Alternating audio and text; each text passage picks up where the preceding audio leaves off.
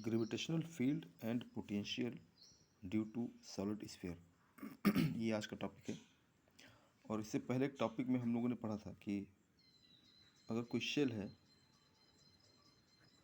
Spherical shell है, यानी कि आप इमेजिन कीजिए एक फुटबॉल लीजिए, बड़ा सा फुटबॉल। तो उस शेल की वजह से जिसका रेडियस आर हो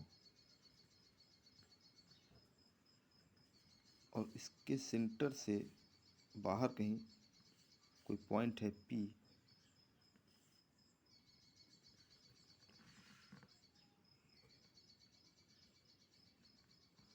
तो इस पॉइंट पर पोटेंशियल, ग्रेविटेशन पोटेंशियल और फील्ड हम लोगों ने इससे पहले कैलकुलेट किया था। आज हम इसी पे आज सॉलिड स्फीयर की कंडीशन को चेक करेंगे कि अगर एक सॉलिड स्फीयर है, कोई शेल का मतलब खोखला अंदर से जो होता है, और सॉलिड का मतलब बिल्कुल भरा हुआ, सॉलिड ठोस। तो सॉलिड ये आपका सॉलिड स्फीयर है और इसका सेंटर हमने मान लिया आर। तो इस सॉलिड से सेंटर से आर डिस्टेंस की दूरी पर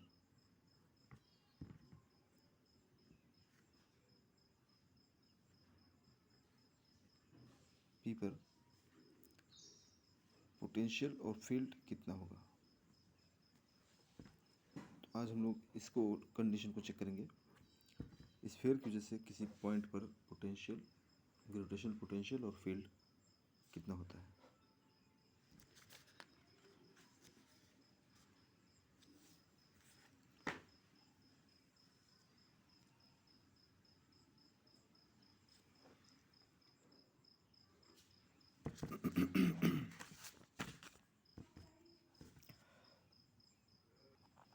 तो पहली कंडीशन है वो है आउट साइड द स्फीयर।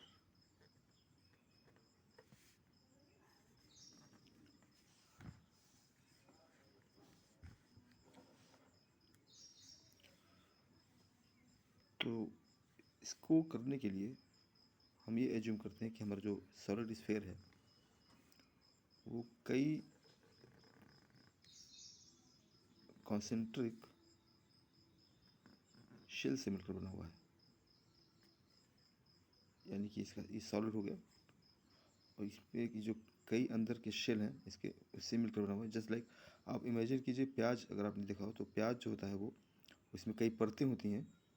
तो हर एक परत उसकी शेल मानिए, तो उस परतों से मिल करके एक पूरा प्याज बना, जिसे हम सॉलिड कहते हैं। तो वो ये एक तरह का स्फीयर है ये। और अंदर इसके जो शेल्स हैं, ये सारी शेल्स हैं और इन्हीं शेल से मिलकर वो सॉलिड बना हुआ है।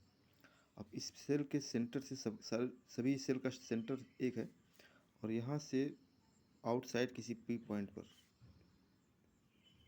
ये डिस्टेंस हमने मान लिया are.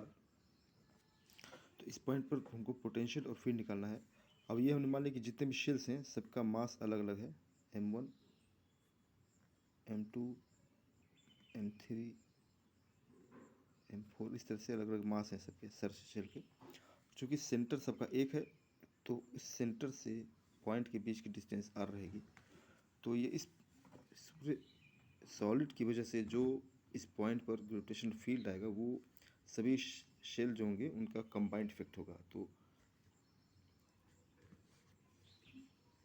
The potential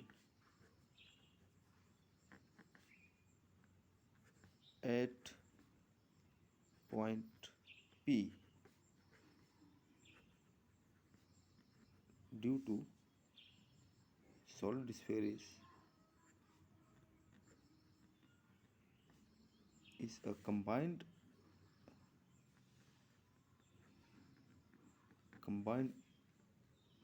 effect by all the shell, यानी V is equal to minus G m1 by R, एक शेल।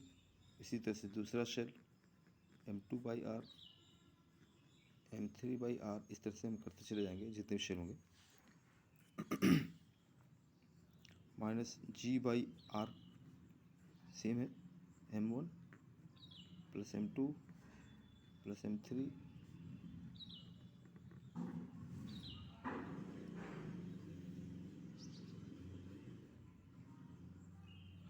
और ये सभी शेल का मास है जो मिल करके सॉलिड का मास बनाएगा बाई R। तो ये हमारा ग्रेविटेशन पोटेंशियल निकला इस कंडीशन में जब R की वैल्यू आपकी R से ज़्यादा हो। ये कैपिटल R इस सॉलिड का रेडियस है, यानी कि ये तभी कंडीशन लागू होगा जब आपका पॉइंट सॉलिड से पॉइंट जो है सरफेस से काफ़ी दूर हो। तो हम इस पर पोटेंशियल निकला है तो फील्ड निकाल सकते हैं। फील्ड जो होगा इसका डिफरेंशियल होगा माइनस dV/dr जो कि कैपिटल G M/R² रहेगा।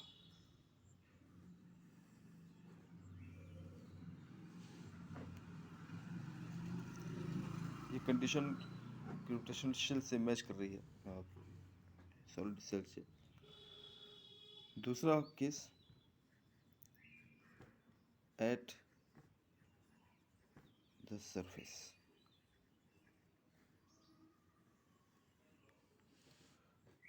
सरफेस का मतलब जब पॉइंट हमारा सॉलिड स्फीयर के शेल पर आ जाए, स्फीयर ये सरफेस पर आ जाए, ये पॉइंट हमारा P हो गया, सेंटर है, ये R है, इसका रेडियस है कैपिटल R। अब यहाँ हम ये देख रहे हैं कि स्मॉल r और कैपिटल R बराबर हो गए हैं, तो इसलिए R = R हो गया है एट द सरफेस। तो जो हमारा पोटेंशियल होगा वो स्मॉल r की जगह कैपिटल R रख देंगे हम, G/M/R। एंड ठीक इसी तरीके से जो फील्ड होगा वो माइनस G/M/R²।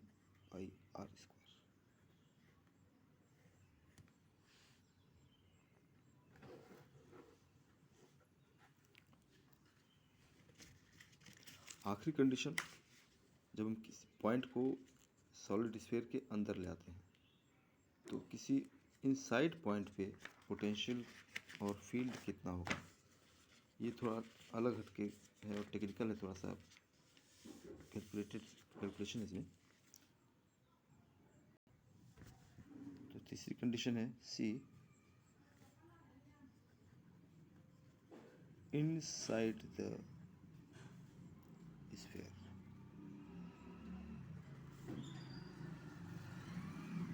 तो हमने मान लिया कि ये हमारा सॉलिड है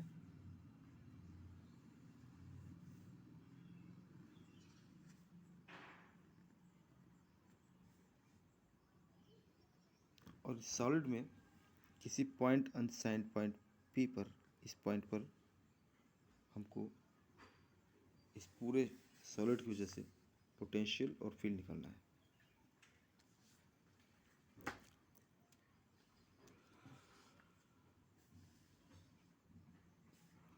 तो ये जो डिस्टेंस हुआ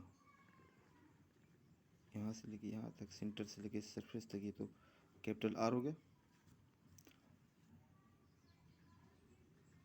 और अंदर पॉइंट P पर हमको निकालना है पोटेंशियल और फील्ड। तो इस P पॉइंट से रिलेटेड हम एक सर्किल बनाते हैं जो रेडियस R की इक्वल हो।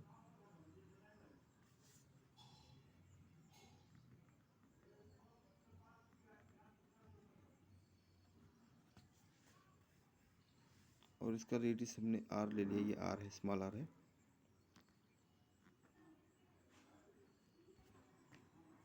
तो ये हमारा एक सॉलिड स्फीयर हो जाएगा, इनसाइड का solid sphere.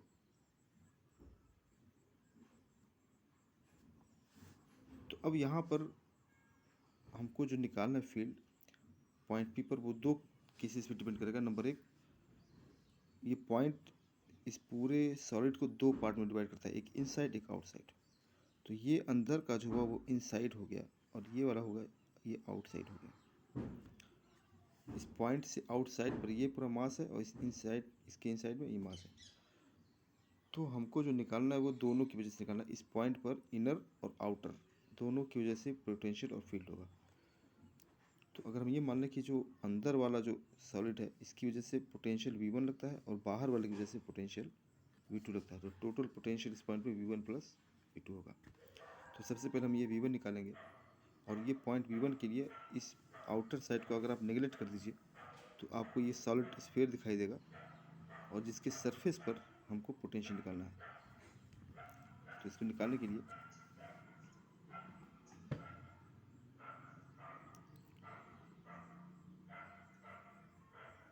The point is inside the sphere, पहली चीज। सो it splits the sphere in two parts,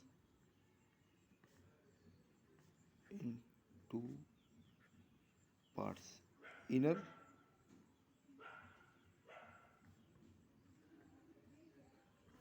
and outer.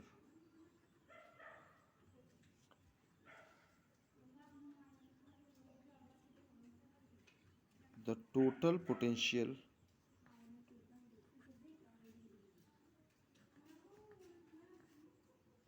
at P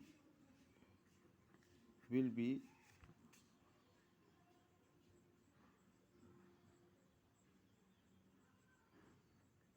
combination of V1 and V2, यानी कि इनर वाले स्फीयर और आउटर वाले स्फीयर का जो कंबाइंड इफेक्ट टोटल इफेक्ट होगा वो उस पॉइंट P पर कंप्लीट ग्रेविटेशनल पोटेंशियल को ले आएगा। तो सबसे पहले हम इनर साइड का पोटेंशियल निकालते हैं। The radius of inner shell, inner sphere,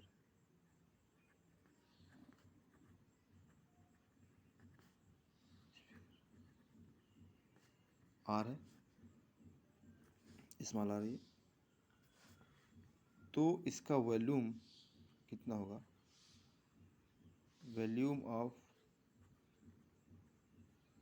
inner sphere ये होगा 4/3 पाई आर क्यूब। चूँकि ये सॉलिड है तो इसका ये 4/3 पाई आर क्यूब होगा। If sigma is the mass per unit value, जिसे हम लोग डेंसिटी कहते हैं सिंपली, यानी कि डेंसिटी अगर है देन तो मास हम निकल जाएगा, mass of inner sphere equal to होता है वॉल्यूम इंटू डेंसिटी, यानी कि 4/3 पाई आर क्यूब सिग्मा, ये मास हो जाएगा। अब इस मास की वजह से इस पॉइंट P पे सरफेस पे पोटेंशियल कितना होगा? The potential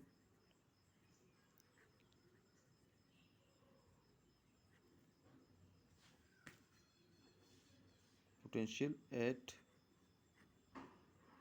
point P due to inner sphere. चूँकि ये सरफेस पर है,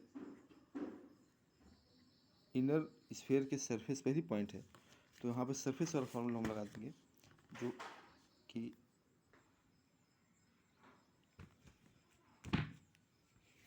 वो potential is equal to V1 जो है हमने V1 माना था माइनस जी मास GM/R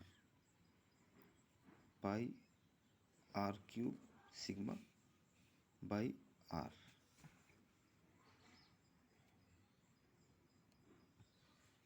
इसको सिंपली लिखेंगे माइनस में V1 is equal to minus 4/3 pi r² g sigma.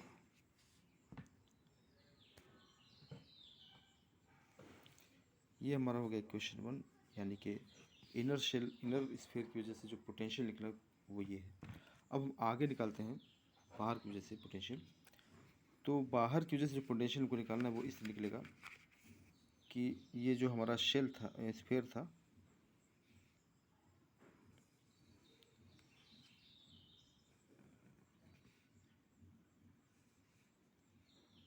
तो हमने यहाँ पे एक हमने छोटा सा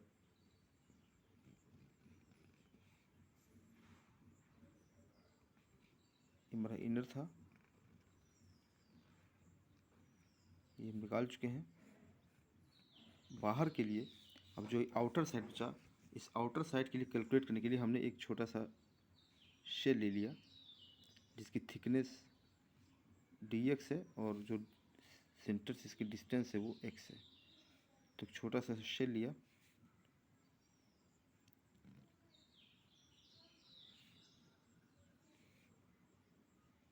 शेल ले लिया। ये हमारा डिस्टेंस x है और ये जो डिस्टेंस है थिकनेस है वो dx है। ये r हो गया और ये कैपिटल R हो गया। तो ये आउटर का मतलब अब हमको जो लिमिट लगानी है वो r की वैल्यू यहाँ से लेकर x की वैल्यू यहाँ से अंदर का हम निकाल चुके हैं। इस पॉइंट से लेकर के यहाँ से लेकर के यहाँ तक हमको कैलकुलेट करना है। इसकी वजह से इस पॉइंट पर कितना पोटेंशियल होगा ये हमको कैलकुलेट करना है। तो now for outer side of sphere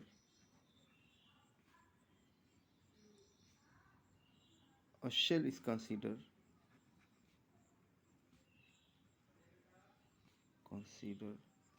of radius x and thickness dx।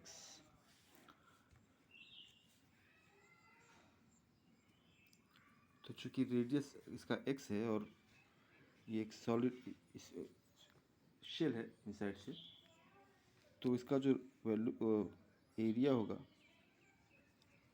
Area of shell, वो होगा 4πx²। ये जो शेल है x ये वाला, इसका एरिया होगा 4πx²। और इसका जो वॉल्यूम होगा इसमें थिकनेस से मल्टीप्लाई करने तो वॉल्यूम हो जाएगा volume of shell equal to 4πx² into dx। ये वॉल्यूम हो गया। और चूँकि सिग्मा इज मास डेंसिटी है, sigma is density, then mass of the shell ये होगा 4πx² dx इंटू सिग्मा। तो ये मास हो गया। अब इस मास की वजह से इस पॉइंट P पर पोटेंशियल जो निकलेगा वो होगा potential at P due to outer sphere, ये होगा, हमने V1 V2 माना था, माइनस GM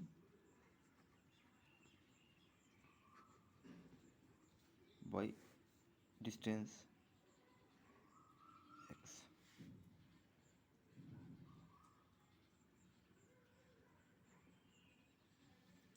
ये होगा -4πx dx g sigma V2।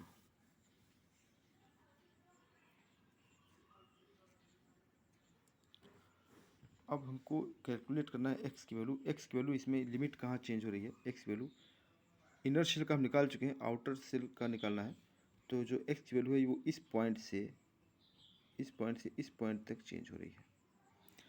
तो ये हमारा जो सेल है ये आपका कंप्लीट आर है और ये हमारा स्मॉल आर है।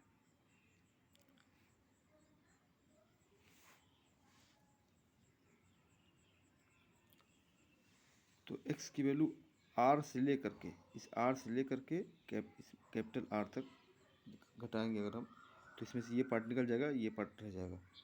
तो जो लिमिट होगी वो हमारी स्मॉल आर से कैपिटल आर तक होगी।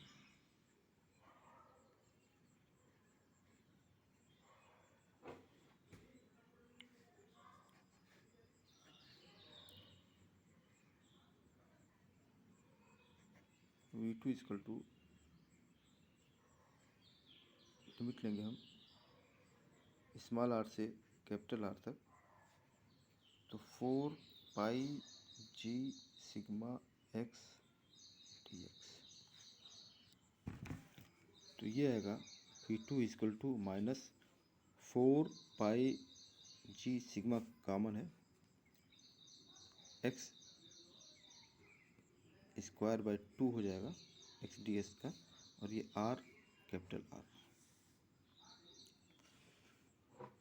तो इसको सॉल्व करेंगे हम तो वो निकलेगा minus 4 pi G sigma by 2 बाहर निकाल लिया, तो capital R square minus small r square,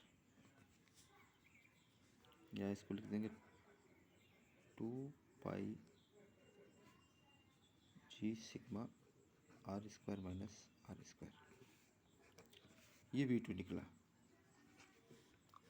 अब पॉइंट P पर इन साइड पर जो पोटेंशियल होगा उन दोनों का इफेक्ट होगा,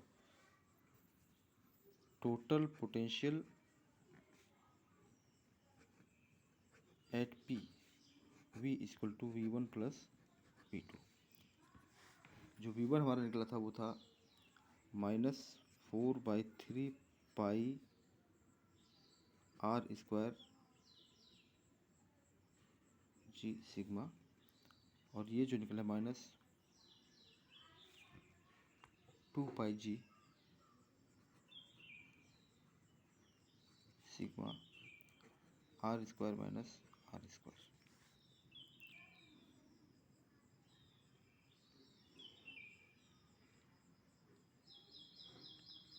यहाँ से जो कॉमन निकल सकता है हम कॉमन निकालें, -4/3 पाई जी सिग्मा, इतना हम कॉमन निकाल सकते हैं।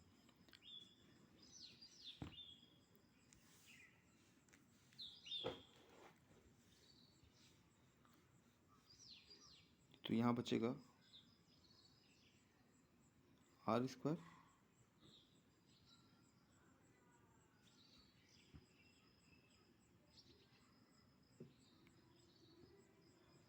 और यहाँ पर 4/3 हमने निकाला है, पाई जी सिग्मा निकल गया, 4/3 का मतलब हो गया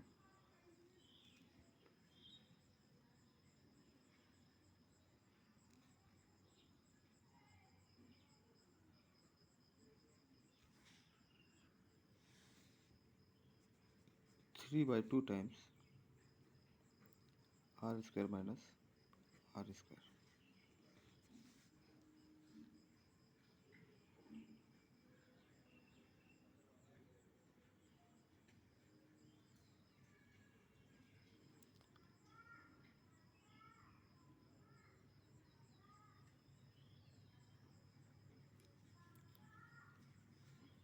तो इसको अगर हम अलग करें तो -4/3 pi G sigma r square plus 3/2 are square minus 3/2 are square. 3/2 से ये हटेगा तो माइनस आर स्क्वायर बचेगा, -r² / 2 -4/3 pi G sigma 3/2 are square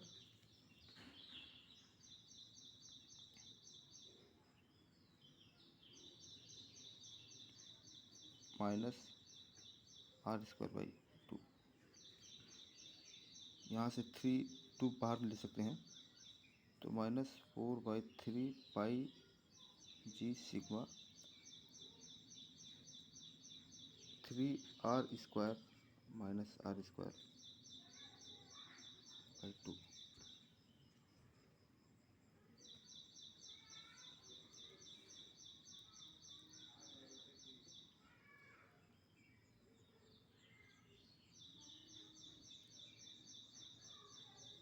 अब यहाँ पे अगर हम r³ से मल्टीप्लाई करें ऊपर और नीचे तो कुछ इस तरह आएगा, -4/3 r³ g सिग्मा, और अंदर जो बचा था 3r² -r²। और चूंकि हमने मल्टीप्लाई किया r³ से तो 1/2 था पहले r³। ये हमारा 4/3 r³ सिग्मा, ये हमारा मास है, टोटल मास है। तो ये हो जाएगा g, और 4/3 r³ सिग्मा यानी 4/3 r³ सिग्मा, और इसको हम अलग कर लें 3r² -r²/2r³। तो -g ये हो जाएगा m 3r² -r²/2r³। तो ये पोटेंशियल निकला टोटल स्फीयर का। सेंटर की बात अगर हम करें, एट सेंटर, अगर पॉइंट हमारा सेंटर पे हो तो उस कंडीशन में r की वैल्यू 0 हो जाएगी, क्योंकि पॉइंट सेंटर पे चलाएगा ड्रूस करके। तो r बराबर 0 अगर यहाँ रखेंगे तो v सेंटर की वैल्यू होगी -gm 3r²/2r³, यानी कि -3/2 gm/r सेंटर। अब फील्ड निकालने के लिए, हाँ, यह पोटेंशियल निकाला था इनसाइड में, इनसाइड कहीं पॉइंट पे फील्ड निकालने के लिए हम इसी को डिफरेंशिएट कर देंगे।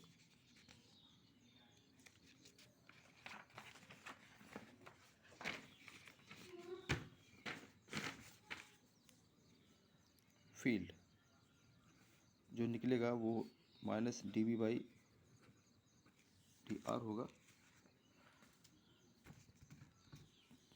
यानी -d/dr हम निकाले थे gm 3r² -r²/2r³, ये निकाला था हमने।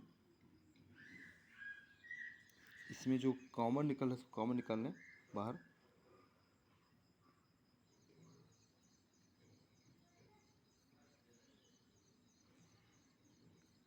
ये टर्म कांस्टेंट है, 0 हो जाएगा, तो ये बचेगा -gm/2r³ × 2r, इसका डिफरेंशियल 2r होगा। ये चूँकि कांस्टेंट है से 0 हो जाएगा, ये बचेगा -gmr/r³। ये किसी पॉइंट इन साइड पर फील्ड होगा। अब अगर हम इसको देखें, फील्ड एट सेंटर, सेंटर पे r की वैल्यू 0 हो जाएगी, तो हमारा फील्ड भी 0 हो जाएगा सेंटर पे। तो जो फाइनल कंक्लूजन निकला वो कुछ इस तरह निकला कि अगर ये हमने शेल के लिए बनाया, ये हमारा शेल है, हाँ सॉरी स्फीयर है, तो आउटसाइड पर यहाँ पर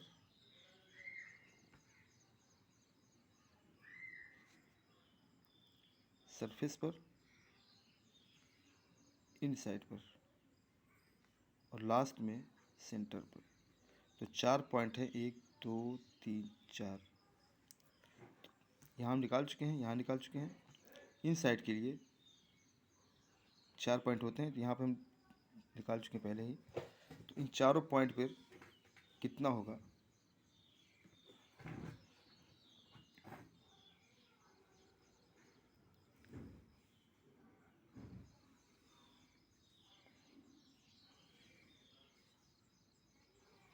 वैसे माने तो ये पॉइंट्स हमारे हो गए, ये हो गया आउटसाइड, सरफेस, इनसाइड और सेंटर। 4 पॉइंट हो गए। इन चारों पॉइंट पर पोटेंशियल और फील्ड कितना होगा, तो आउटसाइड हमने निकाला है -GM/R, सरफेस में निकाला हमने -GM/R,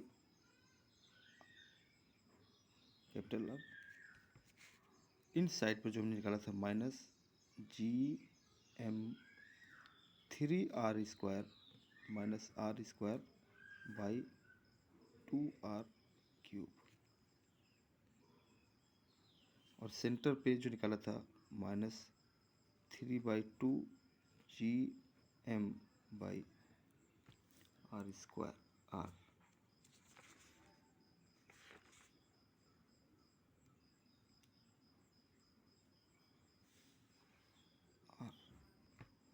अब पोटेंशियल की बात करें हम, तो जो पोटेंशियल हमारा है वो यहाँ पे था माइनस,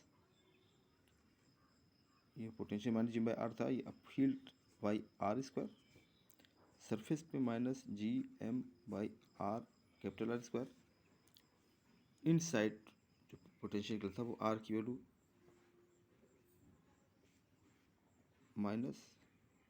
-GM, इसको डिफ्रेंशिएट करेंगे -GM r/r³, ये निकला था, और सेंटर पे फील्ड 0 आया था। तो सेंटर पे हमेशा फील्ड 0 होता है, चाहे वो शेल हो चाहे वो स्फीयर हो। तो ये कंप्लीट एक टेबुलॉइड फॉर्म में है इसका डिटेल, ड्यू टू स्फीयर। तो किसी स्फीयर की वजह से किसी आउटसाइड पे, ये आउटसाइड हो गया हमारा एक पॉइंट, सरफेस पे, किसी इनसाइड पे और सेंटर पे पोटेंशियल और फील्ड कितना होता है, ये पूरा कैलकुलेट करके यहाँ दिया हुआ है।